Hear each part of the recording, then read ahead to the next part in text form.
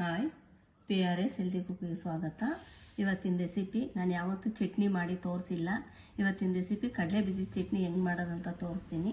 ಎಲ್ಲರೂ ಅದಕ್ಕೇನಾದರೂ ಮಿಕ್ಸ್ ಹಾಕ್ಕೊಂಡೇ ಹಾಕೋತಾರೆ. ಹಸಿ ತೆಂಗಿನಕಾಯಿ ಹಾಕೋತಾರೆ, ಕಡಲೆಪಪ್ಪು ಹಾಕೋತಾರೆ, ಏನೇನೋ ಎಲ್ಲ ಮಿಕ್ಸ್ ಮಾಡಿ ಮಿಕ್ಸ್ ಮಾಡಿ ಚಟ್ನಿ ಮಾಡ್ತಾರೆ.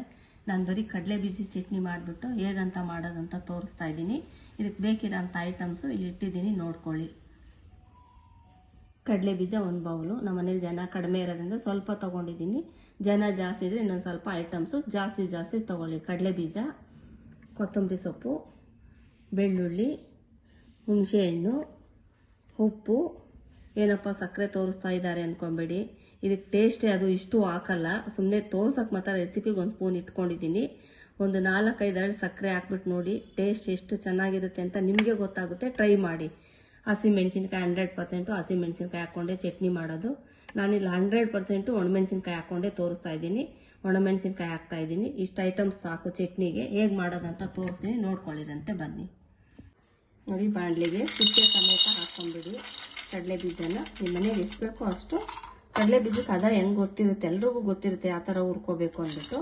ಕಡಲೆ ಬೀಜಕ್ಕೆ ಯಾವ ಥರ ಹುರ್ಕೋಬೇಕಂತಂದು ಒಂದು ವೇಳೆ ಬರದೇ ಇರೋರಿಗೆ ತೋರಿಸ್ತೀನಿ. ಅಷ್ಟದಕ್ಕೆ ನೀವು ಕಡಲೆ ಬೀಜ ಹುರ್ಕೊಳ್ಳಿ. ನೋಡಿ, ಇಷ್ಟ ಅದಕ್ಕೆ ನೀವು ಹುರ್ಕೊಳ್ಳಿ. ಉರಿ ಯಾವತ್ತೂ ಮೀಡಿಯಮಲ್ಲಿ ಇಟ್ಕೊಂಡು ಹುರ್ಕೊಳ್ಳಿ. ಯಾಕಂದರೆ ಮೇಲೆ ಸಿಪ್ಪೆ ಕಪ್ಪಗಾದ್ರೂ ಒಳಗಡೆ ಹಸಿ ಇರುತ್ತೆ. ಉರಿ ಮೀಡಿಯಮಲ್ಲಿ ಇಟ್ಕೊಂಡು ಹುರ್ಕೊಂಡ್ರೆ ಕಡಲೆ ಬೀಜ ಅದೇ ಕರೆಕ್ಟಾಗಿ ಹುರ್ಕೊಳ್ಳಿ.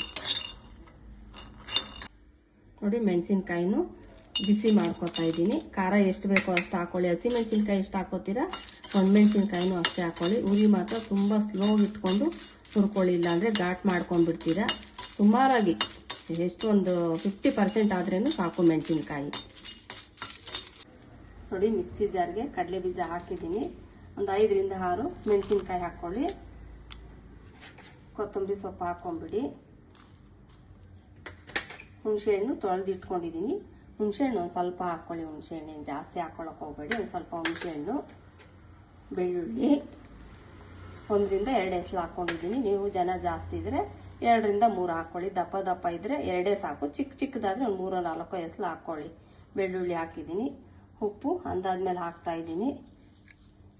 ಸಕ್ಕರೆ ನೋಡಿ, ಇಷ್ಟು ತೋರಿಸಿದ್ದೀನಿ, ಅಷ್ಟು ಹಾಕಲ್ಲ.